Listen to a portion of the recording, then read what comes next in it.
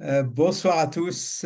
Il est 19h02 et c'est un immense plaisir, un grand plaisir que de vous accueillir à tous pour ce nouveau webinaire de la série l'IACH pour les patients. Donc, c'est l'Académie internationale d'hématologie clinique et on avait lancé il y a presque maintenant 2 ans une série pour les patients.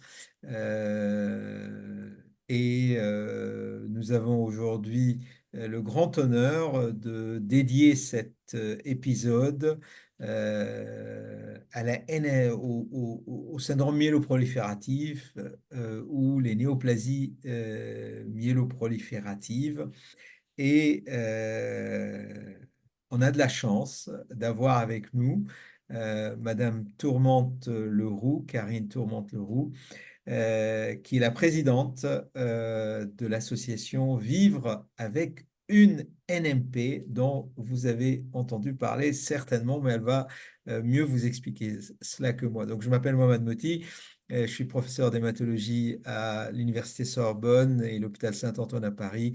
Et donc, j'ai le privilège et la lourde tâche de modérer cet épisode. Alors, bien évidemment, comme il est d'usage, vous pouvez aussi intervenir, nous poser vos questions à travers le chat. Vous pouvez faire des commentaires et puis c'est avec plaisir que je les partagerai avec Madame Tourmente-Leroux. Donc voilà, Madame Tourmente-Leroux, bonsoir. Merci d'être là parmi nous.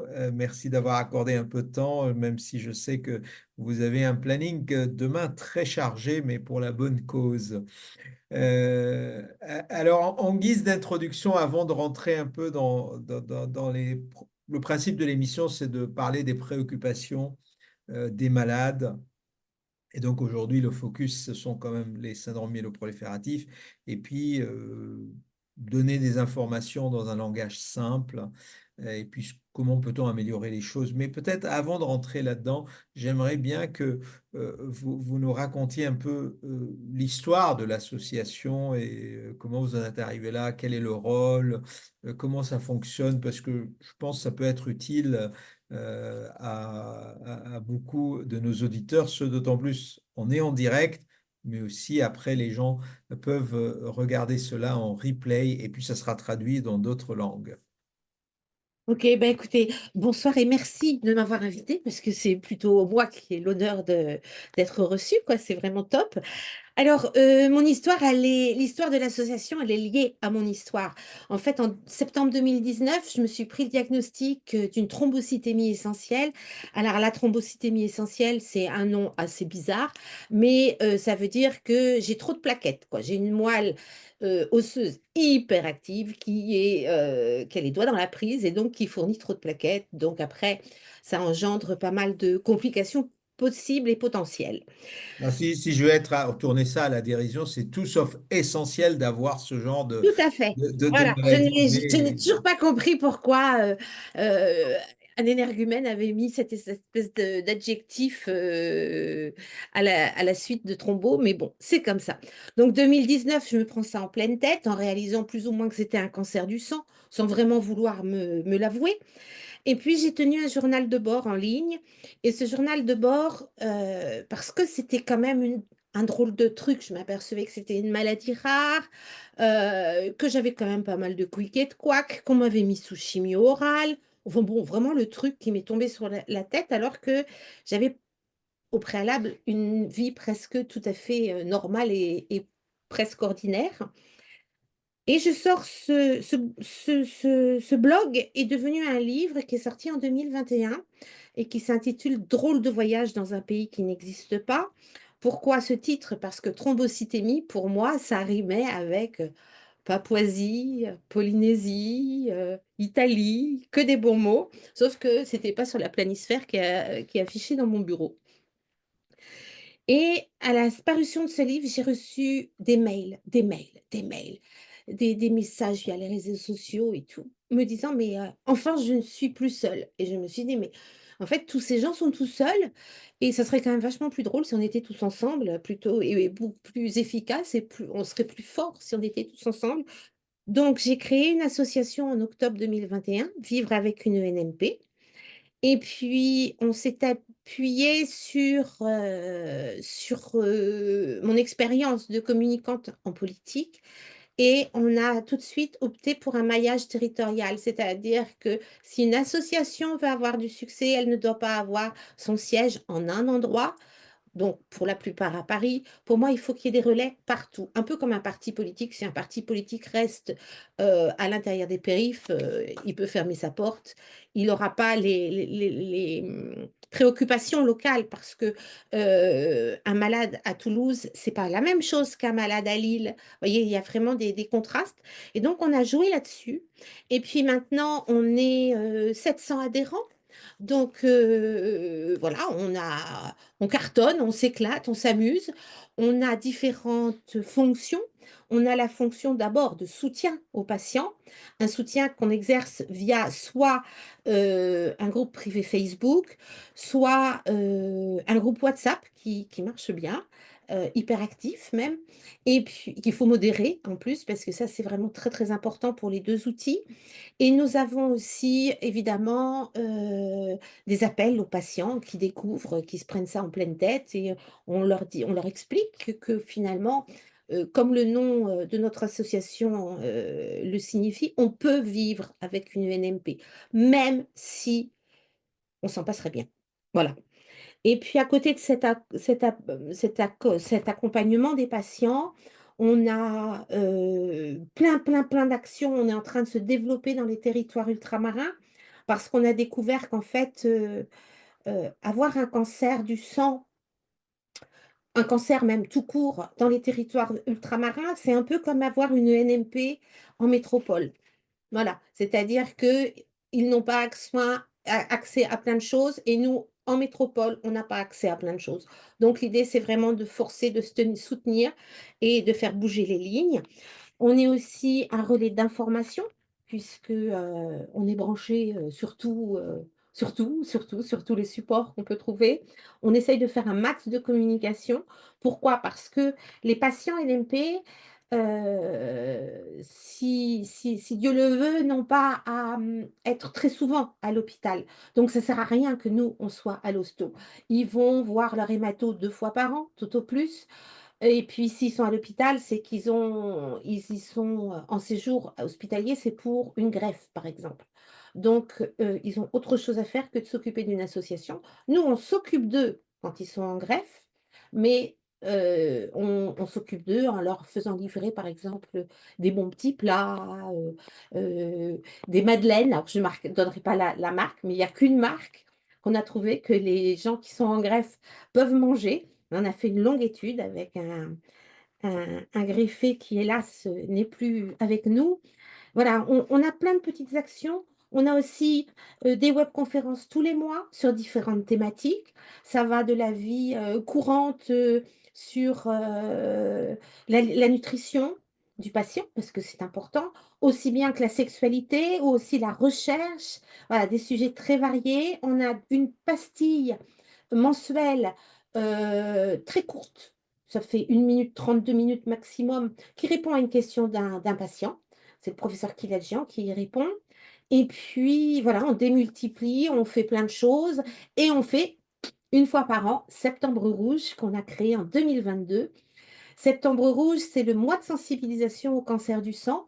Alors là, on est vachement cool parce que c'est pas que pour nous, on englobe tous nos copains qui ont différents cancers du sang. Et cette année, pour la première fois, on part en compagnie d'une autre association qui s'appelle LMC France. Donc, on est à, voilà, on sensibilise, on fait éclairer des lieux en rouge, on fait faire des campagnes de communication, on mobilise des people pour que tout le monde ne sache que les cancers du sang, ça existe. Parce que ça se voit pas, on a bonne mine, quoi. Enfin, surtout pour les NMP, on est en majeure partie, on a peut-être quelquefois des cernes autour des yeux, mais ça s'arrête là. Et puis, mais, et puis les gens, même à l'oreille, ne sont pas habitués, le grand public n'est pas habitué au mot cancer du sang. Quand je le dis, quand je rencontre des gens, je dis, moi j'ai un cancer du sang, voilà, je l'affiche, c'est un peu maintenant ma carte de visite, si on peut dire. Il y a je dirais que les trois quarts, un cancer du sein. Non, j'ai fait non, du sang, S-A-N-G. Voilà, c'est pas encore rentré dans les mœurs. Et ça doit rentrer dans les mœurs. Ça doit rentrer parce que les patients en ont besoin, parce que c'est une sorte de reconnaissance aussi, parce qu'on n'est pas tout seul dans notre galère et dans notre petite bulle. Et puis, on a aussi, justement, à propos de bulles, d'autres actions, c'est-à-dire qu'on essaye de faire que la planète médecin qui est là et la planète patient qui est là et des ponts et parlent la même langue. Alors là, il y a du boulot. Là, c'est, je crois, le plus gros dossier auquel on s'est jamais, on s'est attelé. On y arrive par petites touches. Là, par exemple, on est arrivé à ce que pas mal d'hématologues ne parlent plus d'effets secondaires, parce que c'est pas secondaire pour nous, les effets d'un médicament, mais d'effets indésirables. Voilà. Ça a l'air de rien, ce mot. Pas d'effets secondaires, mais des effets indésirables. Parce que secondaire, dans l'inconscient, c'est allez, hop, c'est bon, quoi. Elle a la peau qui la gratte, on s'en fiche. Là, non, c'est un effet indésirable. Et on fait comme ça pas mal de choses. On a créé le réseau francophone des NMP. Alors pour l'instant, on est avec nos super copains belges. On est aussi en train de s'installer en Polynésie française. Je suis en négociation avec Wallis et Futuna. On devrait s'implanter aussi en Algérie, au Sénégal, au Burkina Faso. Voilà. On essaye vraiment d'apporter tout notre dynamisme et notre volonté de faire bouger les lignes au-delà de notre petit hexagone. C'est Et puis vraiment après, admirable parce que, et bravo parce que, voyez-vous, là, j'apprends beaucoup de choses. C'est relativement jeune, en fait, comme association. Moi, j'avais toujours l'impression que ça a toujours existé, mais vous voyez comme quoi on est biaisé et peut-être les planètes sont pas toujours alignées. Comme vous le dites très bien. Et c'est impressionnant, hein, l'étendue géographique en si peu de temps. Alors c'est vrai, et puis vous avez raison, hein, les syndromes myéloprolifératifs. Alors il y a pas que les malades qui les comprennent pas toujours, hein. Nous aussi, les spécialistes, on a du mal des fois. Mais il faut savoir que c'est une entité un peu hétéroclite, hein, puisque à la base, pour un peu expliquer, on a une cellule souche, je dirais, qui prolifère, hein. Un myélo, c'est moelle prolifératif, donc ça se multiplie. Et puis, si c'est les plaquettes en préférence, ben, on a cette thrombocytémie essentielle. Si c'est les globules rouges, on a la fameuse maladie de Vaquez ou polyglobulie primitive. Si c'est les globules blancs, c'est souvent la LMC, la leucémie myéloïde chronique. Et puis, des fois, si ça touche un peu tout, bah, c'est la myélofibrose. Mais enfin bon, donc c'est magnifique votre association et j'en profite pour saluer bien sûr tous ceux qui nous suivent de partout, y compris bien sûr nos amis de Belgique. Il y a Madame Belvaux qui vient de envoyer un message et puis je peux pas répondre et taper des réponses à tous vos messages très sympathiques. Donc, vous nous avez parlé, Madame Tourmente, donc de l'historique de l'association, de votre propre histoire, de la dynamique que vous avez créée. Vous avez déjà évoqué un peu les problématiques des malades en parlant de la sémantique. Vous voyez, ça ne m'est pas venu à l'esprit cette histoire. Parce que nous, alors, il faut bien que je défende un peu le corps médical et les professionnels. Alors, on parle effet secondaire, mais non pas pour minimiser, c'est-à-dire entre principal et secondaire, mais c'est secondaire aux médicaments.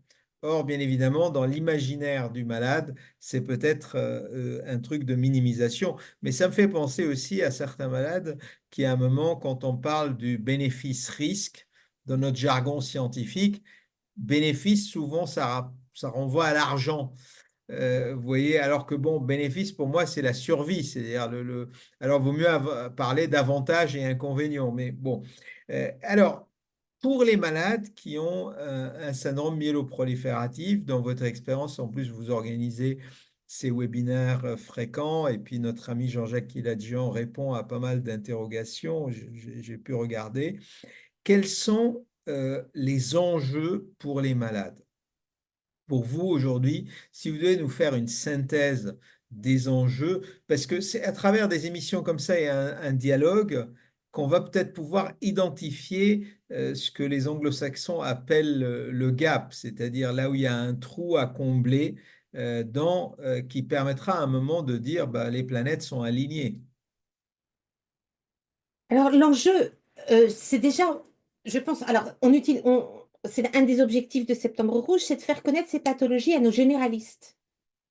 Parce qu'on a des errances médicales, on voit tous les jours dans l'association des errances médicales pharaoniques, quoi. Je pense, j'ai une grosse pensée pour Maya. Maya qui a eu 11 ans avant d'avoir un diagnostic posé. La moyenne dans nos patients, c'est 3 4 ans. C'est pas normal. C'est 3 4 ans pendant lesquels on va dire, ouais, t'es fatigué.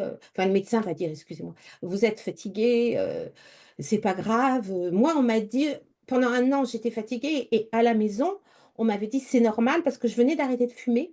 Et fumer, cigarette et café allaient de pair. Donc, j'ai évidemment arrêté les cigarettes et le café. Donc, on m'avait dit, t'as plus d'excitants, c'est normal que tu sois fatigué. Mais au bout d'un an, je me suis dit quand même, je vais aller voir mon généraliste. Et là, il m'a tout de suite prescrit des analyses. Mais vous voyez, la fatigue, c'est quelque chose qui a toujours une cause extérieure, mais pas obligatoirement liée à notre moelle. Donc ça, faut le faire savoir. Et puis, on a aussi, on veut aussi que les NMP, c'est pas un rhume. Voilà, il y a pire comme cancer du sang, hein. Ça, on le sait, on en est tout à fait conscient. Mais nom d'une pipe, c'est un cancer. Et l'idée, c'est que tous les hématos se le mettent dans la tête et osent le dire.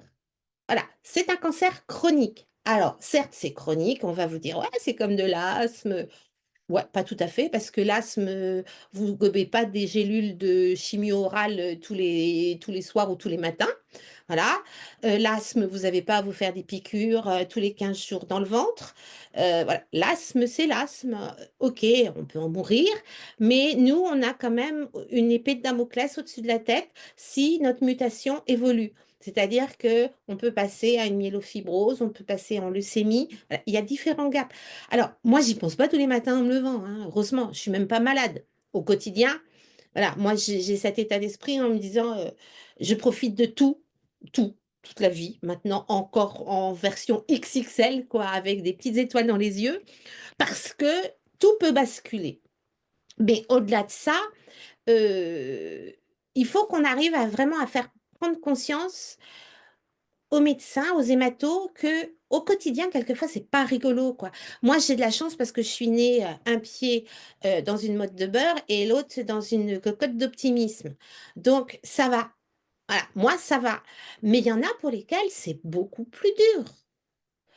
Et la qualité de vie est réellement impactée par nos pathologies. Voilà, on est fatigué, on a du prurite. Alors, le prurite, c'est une espèce de démangeaison à la noix, le prurite aquagénique qui peut vous empêcher d'arriver à vous doucher, quoi, voilà, tous les jours. On a des douleurs dans les os, quelquefois, on se dit non d'une pipe. Moi, quelquefois, je dis à mon mari, il sort la tronçonneuse, quoi. On y va, on attaque les jambes, on attaque les mains, attaquons quelque chose, mais coupons. Mais bon, pour l'instant, il a toujours dit non. Tant pis pour moi. Mais voilà, il y a vraiment cette qualité de vie qui est un enjeu réel et qui doit être pris en compte par nos médecins. Voilà. Et on se bat aussi euh, auprès des institutions aussi pour qu'on ait un accès aux soins égal dans toute la France. Alors, je sais qu'il y a une pénurie de médecins, hein, bon, mais bon, ça, c'est pas tout à fait entendable. Il n'est pas entendable pour moi qu'un patient doive faire 200 kilomètres aller, 200 kilomètres retour pour aller voir son hémato. Vous êtes une espèce rare, certes, mais quand même, quoi. Il faudrait penser à vous multiplier pour le bienfait des patients. Et puis, on se bat aussi pour l'accès aux soins de support, parce que on n'a réellement aucun accès aux soins de support. En pratique, on va nous dire, ben, allez voir un psy en ville. Ouais, ben, ok, d'accord. C'est dur à supporter, allez voir un psy. La nutritionniste, ben, vous prenez rendez-vous en ville. Voilà. Tout ce qui est dans le secteur hospitalier n'est pas pour nous. Alors, je l'entends. Quelqu'un qui a une bonne vraie leucémie, c'est quand même peut-être plus flippant. Mais nous, on existe aussi. et on a aussi le droit. Voilà, ça fait partie des enjeux réels pour lesquels on se bat. Alors, non, non, mais je crois que votre appel est parfaitement légitime et pertinent. Alors, je retiens plusieurs choses. Alors, parfois, faire un diagnostic, c'est déjà un bon début, même si on n'a pas la solution et le traitement. Mais c'est vrai que vous avez évoqué la problématique de l'errance diagnostique. Et c'est vrai que chez un malade relativement jeune, c'est pas toujours évident de penser et d'évoquer ce genre de maladie plutôt rare. Le deuxième point sur lequel je vous rejoins, c'est la franchise et puis appeler un chat, donc un cancer. Alors c'est vrai qu'aujourd'hui, bah, il y a des cancers guérissables, ou en tout cas il y a des cancers avec lesquels on peut être dans une situation chronique et vivre très bien, même voir l'espérance de vie peut être la même que celle de la population normale. Néanmoins, la sanction, le mot en lui-même, il est redoutable. Et ça, c'est une culture à modifier, c'est un travail de fond et j'imagine, donc vous en parlez avec beaucoup de passion. Et puis, alors bien évidemment, il y a cette problématique de soins de support. Alors là où je vous rejoins pas peut-être, c'est que je ne crois pas que les hématologues que nous sommes, on ait une hiérarchie des cancers. C'est-à-dire, on a une priorisation dans l'action. Il est clair qu'une leucémie aiguë aujourd'hui, à cet instant, bah, elle va être prioritaire à l'admission par rapport à une thrombocytémie essentielle. Mais je ne crois pas dans notre éducation d'hématologue, on nous a appris que tel cancer du sang doit être priorisé ou pas. C'est plus la priorité dans l'action. Et ce qui m'amène à dire, c'est que votre constat par rapport aux soins de support à l'hôpital, il n'est pas propre à vous. C'est-à-dire aujourd'hui, moi, si vous venez dans mon service, j'aurai pas de psychologue ou de diététicienne disponible pour une leucémie aiguë et pas disponible pour un syndrome myéloprolifératif. Le manque, il est un peu pour tout le monde. C'est ça qui est dramatique. Alors peut-être les situations sont un peu différentes. Alors après, là où le bas blesse, c'est que vous évoquez la pénurie effectivement des hématologues et faut-il faire 200 ou 300 kilomètres? Alors là, je vous avoue, c'est beaucoup plus compliqué qu'on ne le pense et bon, je ne vais pas remettre sur le tapis la problématique du désert médical. Mais moi, j'ai espoir que quand même, avec les outils modernes de téléconsultation, de communication, peut-être, alors on remplacera jamais la relation humaine directe, mais ça pourrait aider parce que, bon, former des hématologues, il faut que nos politiques comprennent que ça va mettre une quinzaine d'années. Donc, même si aujourd'hui on appuie sur le bouton on, le résultat se fera dans 10, entre 10 et 15 ans. Euh, vous avez parlé de l'angoisse. Quelles sont les sources d'angoisse? Vous avez parlé de l'angoisse, vous avez parlé par exemple des effets indésirables, j'allais dire secondaires, vous voyez. Mais aussi, et ça nous a été rappelé dans le chat, il y a les effets des médicaments, mais il y a aussi la maladie en elle-même, ce qu'elle donne, hein. Et votre histoire de prurite, elle peut être liée à la fois aux médicaments, mais elle peut être liée intrinsèquement à la maladie. Qu'est-ce qui vous est remonté par la base, si j'ose dire? Ben, on a quand même une sacrée épée de Damoclès au-dessus de la tête puisqu'on est à risque de thrombose très élevé, même sous traitement. On a cette espèce de fatigue qui est permanente. Alors après, moi, je dis à chacun, essayez de la dompter. Moi, j'ai de la chance, je suis à mon compte, donc je peux gérer mon emploi du temps, mais pour un salarié, c'est un enfer. On peut plus, enfin, je pense à Mylène qui peut pas faire un plein temps, c'est pas possible. Voilà, je pense à d'autres qui ont comme ça vraiment qui peuvent pas affronter une journée. Et puis, on est des mamans on peut être des mamans, des papas aussi, parce qu'il y a des hommes qui ont des thrombos, enfin des NMP.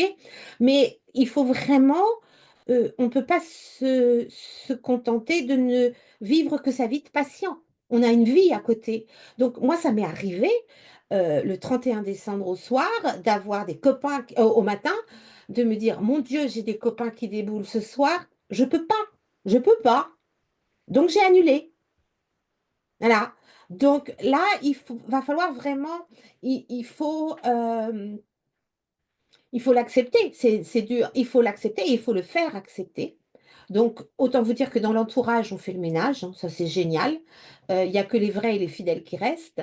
Et puis, c'est peut-être mieux comme ça. Et puis, je crois qu'on a besoin d'une entraide parce que quand je dis je suis fatiguée, alors moi j'ai la chance d'avoir le même mari depuis bientôt 32 ans, mais il ne pourra pas comprendre, non, bientôt 33. Oh, je sais plus, enfin longtemps. Il ne pourra pas comprendre ce qu'est ma fatigue. Nassima, la vice-présidente de l'association, comprendra si je lui dis je suis fatiguée. Si je dis j'ai mal aux mains, Annick va comprendre. Vous voyez, c'est vraiment chacun et ce noyau de patients est important. Et je sais qu'on peut soigner sans avoir eu la pathologie, mais moi je rêve qu'un jour il y ait une combinaison qu'on enfile à nos hématos et qui puisse pendant 2 heures vivre dans notre corps. Vous voyez?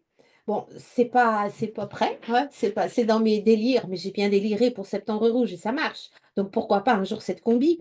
Mais vraiment, euh, de voir que quelquefois, ouais, monter 3 étages, c'est au-dessus de mes forces. Je pense à ça parce que moi j'ai une maison de 3 étages. J'en monte un, je m'arrête, je fais autre chose. Et puis on a des trous de mémoire. Parce que alors, est-ce que c'est la pathologie? Est-ce que c'est les médicaments? On a souvent besoin de vivre avec un bloc-notes pour arriver à. Voilà. Alors moi, j'arrive à faire 1,5 km dans ma maison parce que je refuse le bloc-notes. Donc 1,5 km, parce que j'arrive à un étage, je me dis, qu'est-ce que je suis venue faire ici? Ben, je ne sais plus. Donc je redescends en espérant que mon cerveau va retrouver. Il retrouve, je remonte, j'ai encore oublié. Vous voyez, il y a des tas de. Ça a l'air de rien, c'est drôle, même vu de l'extérieur, sans doute. Mais au quotidien, ouais, c'est un peu lourd, un peu, quand même. Et puis, il faut donc aussi, nous, moi, je milite aussi beaucoup pour que les patients se prennent en main. Parce que on vous confie nos vies, nous, patients, à vous, médecins, mais on peut aussi faire plein d'efforts. On ne doit pas se laisser porter, on ne doit pas se laisser démonter par la pathologie, mais on ne doit pas se laisser porter par le corps médical. C'est à nous, par exemple, de préparer nos rendez-vous en ayant un bloc-notes. Là encore, hein, voilà, on passe nos vies à rédiger des notes pour noter, tiens, là, cette semaine-là, j'ai eu tant, j'ai eu tout ça et puis pouvoir le rapporter à notre hémato qu'on va voir que tous les 6 mois. Ou si vraiment ça va mal pendant un mois, se dire, bon, alors là, je le contacte parce que je ne dois pas laisser passer des maux de tête pendant un mois. Et il faut vraiment qu'on arrive, et puis qu'on arrive euh, à oser dire qu'on est malade, quoi, parce que c'est pas une tare, on n'a rien fait pour, voilà. On n'est pas coupable, ça nous est tombé dessus, on a gagné ça au loto de la vie, mais voilà, il faut vivre avec. Et je dis bien gagner parce que si on arrive à le digérer, à l'assimiler, c'est une force. Il faut arriver à transformer la pathologie en force.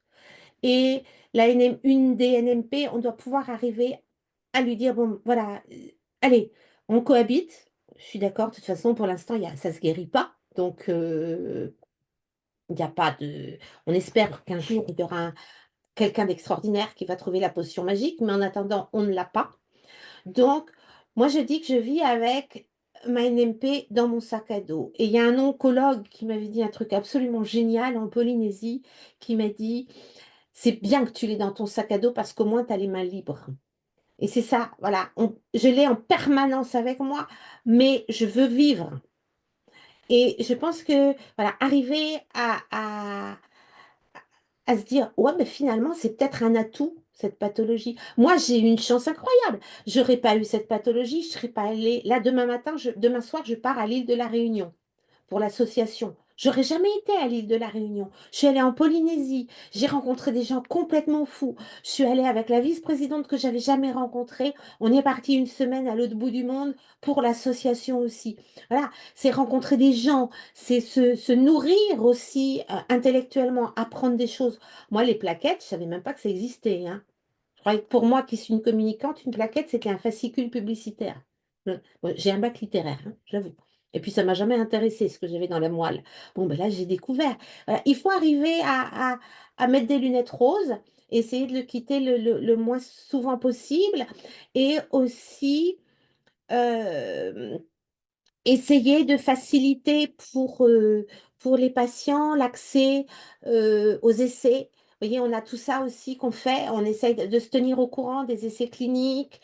Euh, on essaie Là, on vient de se battre et de remporter, en faisant pression pendant des mois, un accès à un médicament qui était en pénurie. On a fait un bazar de ouf et ce matin, ça y est, on a eu le document. Alors oui, on a fait une campagne média. Oui, on a eu le 20 heures de France 2. Oui, on a fait du bruit. Et alors, au moins ça a bougé. Voilà. Donc, il y en a qui disent qu'on fait beaucoup de bruit parce que c'est peut-être pas encore dans les coutumes du monde associatif de patients, mais je pense ils sont pas prêts de nous faire taire. Non, non, mais justement, vous êtes là pour parler et on est très fiers de vous avoir parmi nous. Et puis, c'est très important de parler et d'évoquer cela parce que plus on en parle, plus on interagit, on échange, plus on trouvera de solutions. Et moi, bien évidemment, je suis votre meilleur allié parce qu'il nous faut une prise de conscience et je vous l'accorde, hein. Rassurez-vous, hein, encore aujourd'hui, quand vous parlez de moelle, les gens pensent à la moelle épinière, hein, ils ne pensent pas à la moelle osseuse. Euh, bon, voilà, les plaquettes. Donc, ce n'est pas une question de bac littéraire ou de bac scientifique, simplement, ces hémopathies malignes, ces cancers du sang sont relativement rares. Et tant que vous n'y êtes pas confronté directement ou indirectement, ça n'existe pas. Et, alors, et puis même si vous êtes en ambulatoire, on a une remarque dans le chat en disant c'est ambulatoire, mais enfin bon, entre de la grosse rate, la splénomégalie, ce qu'on appelle dans le jargon, la thrombose qui arrive, les varices, les machins, bah, finalement, je suis pas très gâté. Et on a plusieurs remarques, puisque vous avez évoqué cette problématique de fatigue qui un peu empoisonne la vie, parce que les gens autour de vous, bah, ils disent, pff, elle était toujours fatiguée, elle se plaint tout le temps, il se plaint tout le temps. Et vous évoquez de se mettre dans la peau de l'autre. Alors, pourquoi, alors on a une question, par exemple, pourquoi certains hématologues ne comprennent pas la fatigue, les migraines, la gratouille, la mémoire qui flanche par moments et tout le reste? Alors, je ne sais pas. Alors, je suis hématologue. Après, bon, voilà. C'est pas que on ne comprend pas. Je crois que c'est l'impuissance, c'est la frustration. Parce que aujourd'hui, la fatigue est le symptôme le plus fréquent de tous les cancers.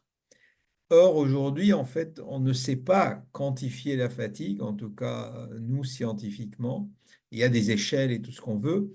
Et c'est quelque chose, vous pouvez soigner, vous pouvez guérir. Moi, j'ai des exemples de malades qui n'ont pas des NMP, mais d'autres cancers du sein qui sont guéris et des années après qui disent être très fatigués. Donc, c'est un symptôme non spécifique, très compliqué à cerner et contre lequel on n'a pas de solution. Vous évoquiez les troubles cognitifs, les problèmes de mémoire, etc. Là aussi. Et donc, il y a une sorte d'impuissance après, bah, face à la... Parce que les médecins, les hématologues sont des êtres humains comme vous, hein.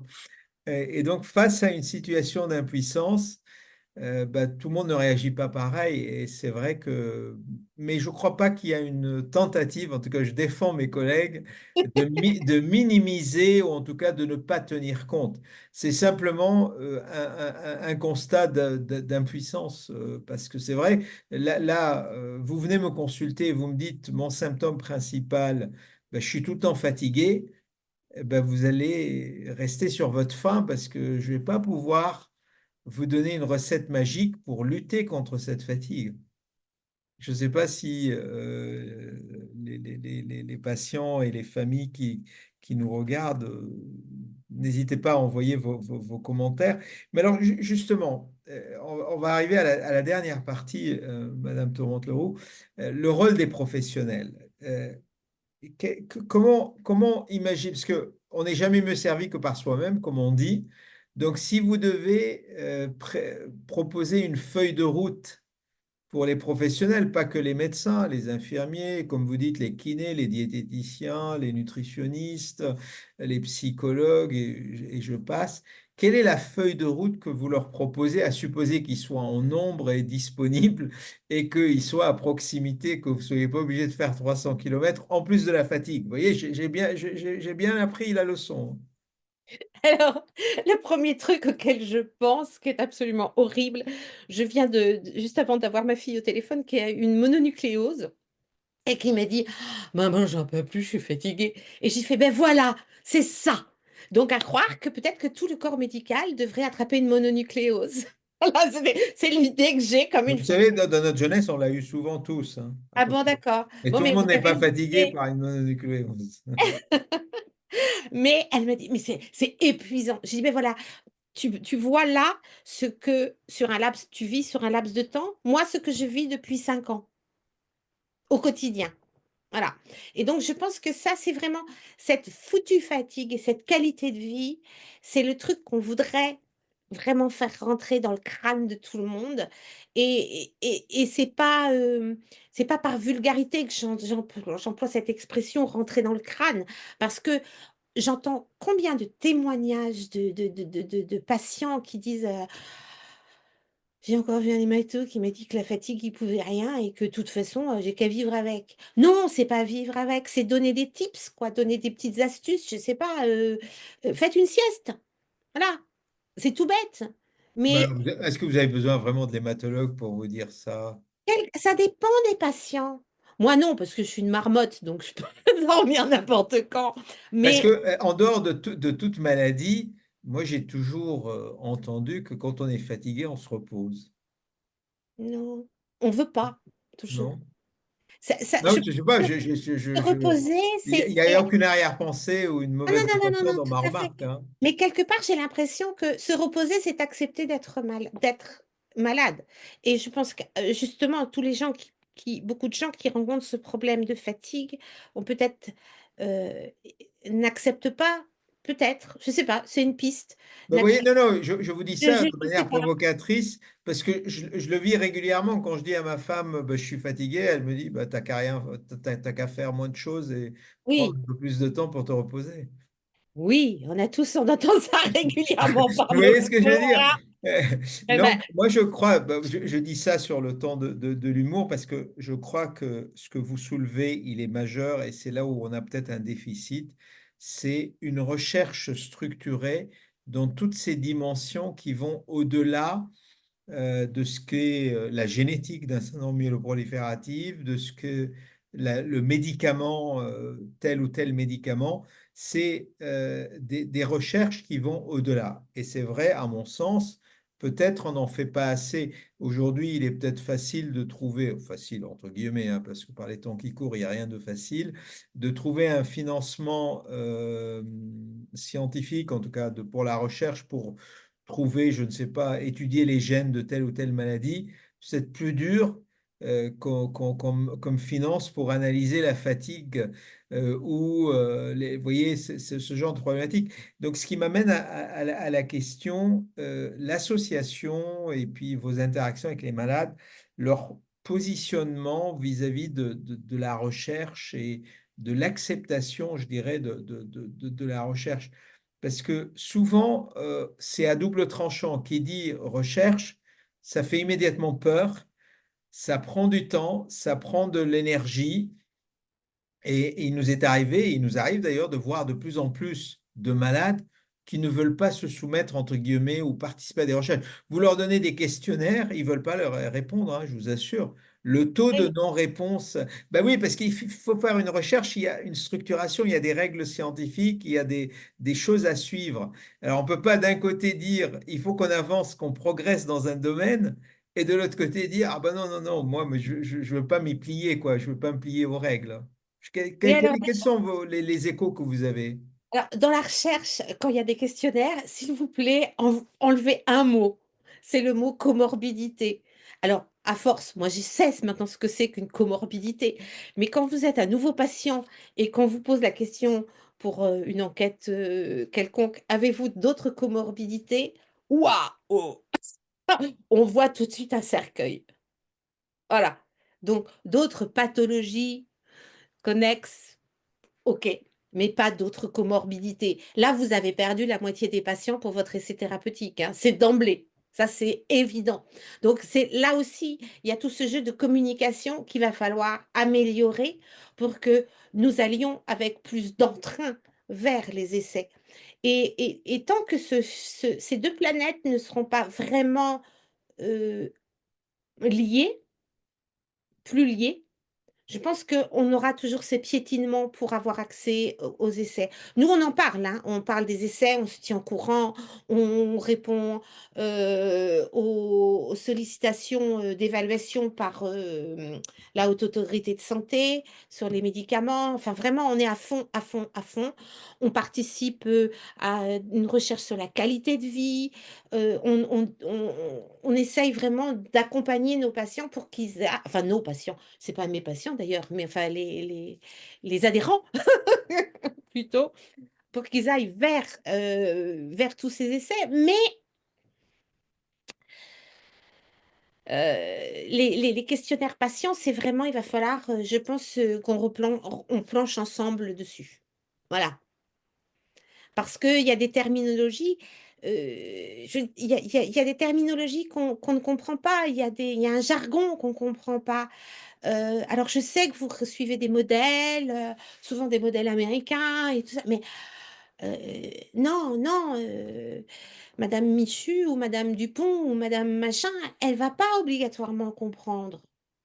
Il faut rendre accessible à tous votre vocabulaire. Alors j'ai un projet, hein, mais que je vais finir sans doute un jour, c'est de faire un dictionnaire des NMP. Votre version et la mienne, voyez? Ça sera Oui. pas la même chose. En tout cas, je serai votre meilleur allié et puis surtout premier lecteur de ce dictionnaire. On arrive un peu à la fin de cet épisode, de ce webinaire pour les patients. En tout cas, un grand merci avec lettre capitale à vous toutes et tous pour votre présence active ce soir, votre engagement tout au long du webinaire. Euh, Merci beaucoup, Madame Tourmente Leroux. Vivre avec une MMP, j'ai compris, n'est pas un simple parcours médical et je vous l'accorde. C'est aussi une aventure humaine faite de défis, d'adaptation et souvent, moi, je rajouterais de courage silencieux. Et moi, ce que j'admire souvent, c'est le courage de tous les malades qui acceptent de subir, qui vivent des choses terribles. Et je ne crois pas, parce que ça a été utilisé dans le chat, qu'il y ait une volonté de minimisation. C'est plus on ne sait pas. Et quand on ne sait pas, bah, les mots sont compliqués à prononcer. Mais aujourd'hui, grâce à vos témoignages à tous, à l'expertise, l'enthousiasme et puis, je dirais, la volonté de faire de notre présidente et à la richesse de vos commentaires, je crois, peut-être, ça fait partie des étapes, des échanges dont on a besoin pour mieux comprendre ces maladies, leur impact au quotidien et puis comment améliorer les ressources disponibles pour mieux vivre avec, comme on dit. Je sais que vous repartez avec plus des questions que de réponses, mais au moins ça a le mérite d'être discuté. En tout cas, sachez que, et c'est un message pour tous les malades, et j'assume la responsabilité de parler au nom de tous mes collègues, que vous êtes entourés, que vous êtes écoutés et compris, mais parfois on est aussi, nous aussi, devant nos limites. Mais en tout cas, vous n'êtes pas seul. vous êtes une communauté de patients, de soignants, mais aussi de chercheurs, et on avance tous ensemble. Merci encore pour votre confiance. Et puis, je suis sûr qu'on ne va pas s'arrêter là. Il y aura d'autres temps d'échange. En attendant, merci à tous. Bon voyage, Madame Tourmente-Leroux, et bravo pour tout ce que vous faites. Et puis, au nom de l'IACA, je vous dis à tous à très bientôt. Merci et bonne soirée. Merci, au revoir.